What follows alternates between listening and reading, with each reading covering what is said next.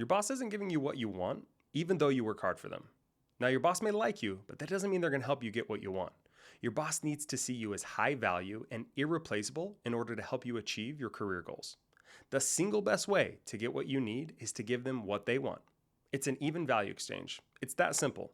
This idea isn't new. People have been doing this for thousands of years. But today, I'm going to help you understand the fastest and easiest way to use it with your boss.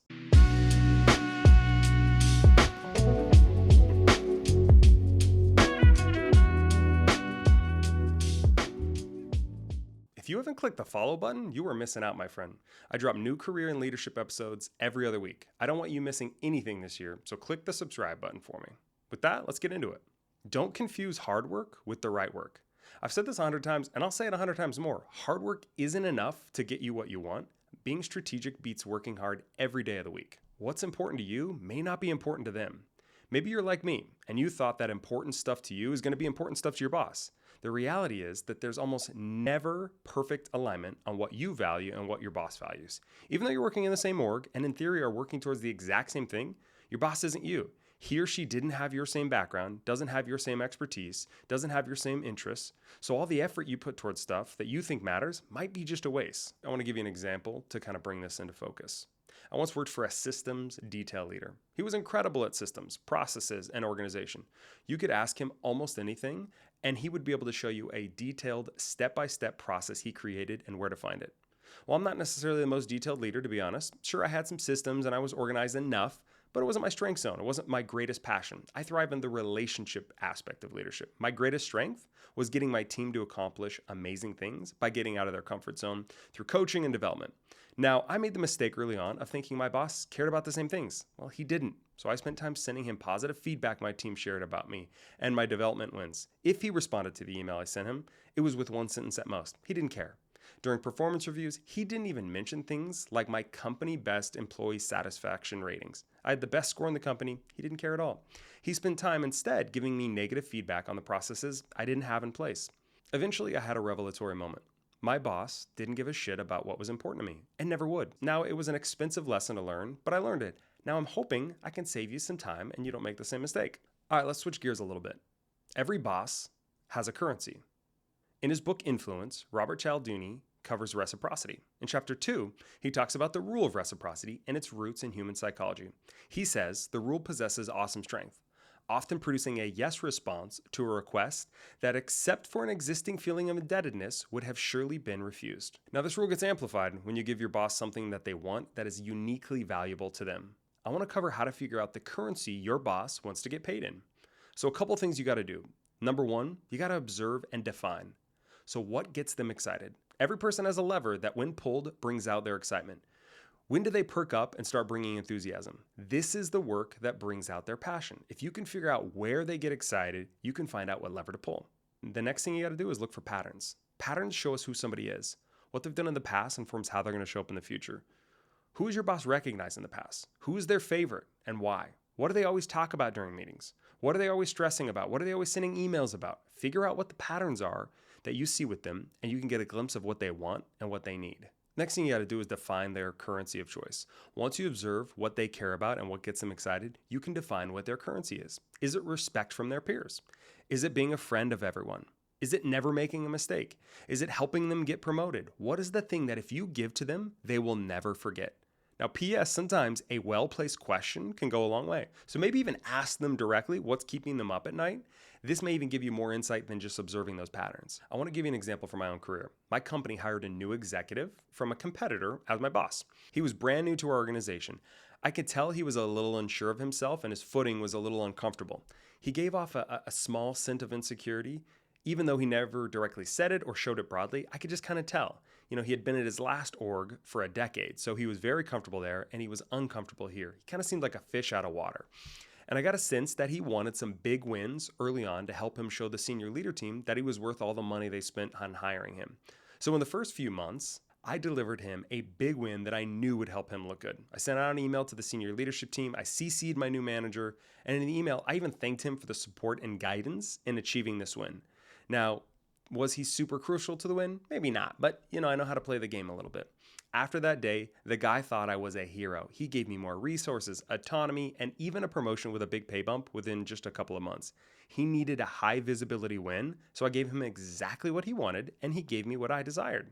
So we've defined what our boss wants, we've observed the patterns. Now it's time to give it to him and then ask for what we want. So many of my clients that I talk with are scared to ask for what they want. They have a hope that their boss is kind of going to just instinctively know what they want. The truth is, most leaders are so worried about their own needs that they don't pay much attention to what their team wants. I know that's a tough pill to swallow, but it's the reality. They need you to directly tell them. So let me help you understand how to do it with polish and do it with class. So the first thing you got to do is define exactly what you want. Before you can ask for something, you obviously need to define it, right? Do you want more pay? Do you want more freedom to try creative projects? Do you want a promotion? Do you want a budget for training? What do you want exactly? The more specific you can get, the easier this process becomes. Don't pick 3 things that you want. Pick one thing that's most important to you. So I think the next thing to be aware of is picking the right time to ask. Timing is half the battle when it comes to getting what you want. Asking for something right after you make a big mistake isn't smart.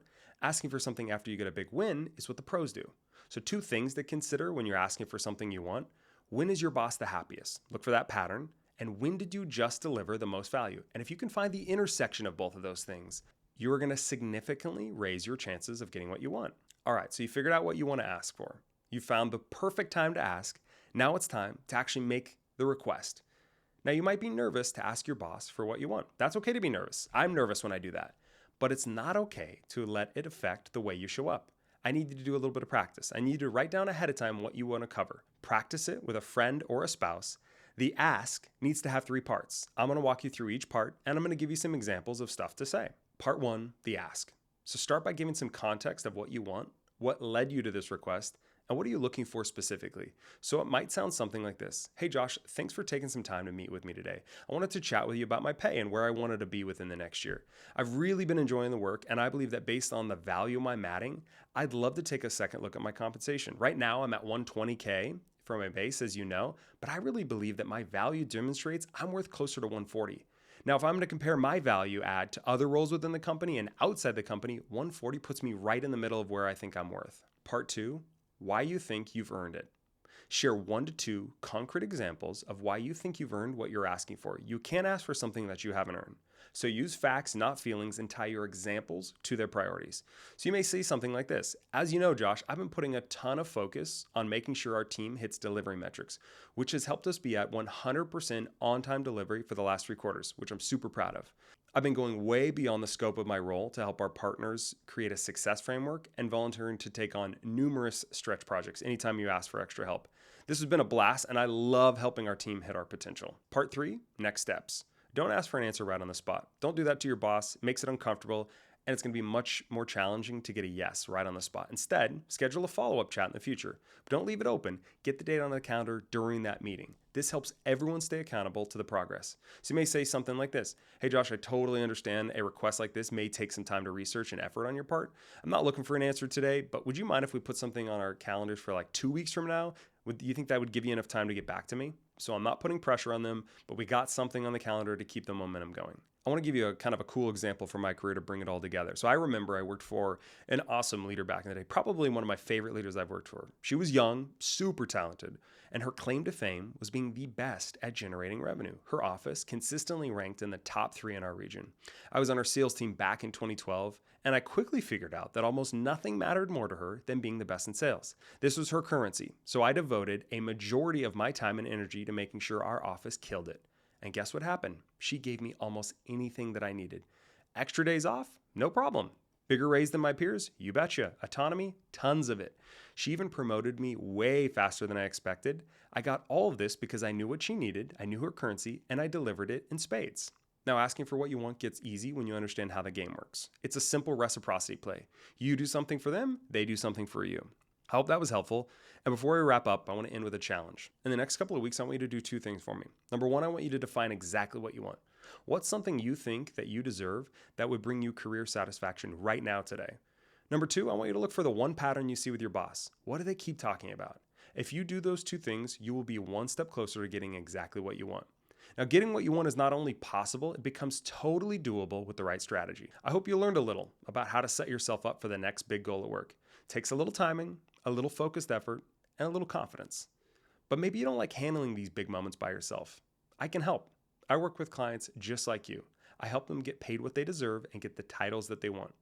People who work with me get paid 57% more and get promoted 3 times faster.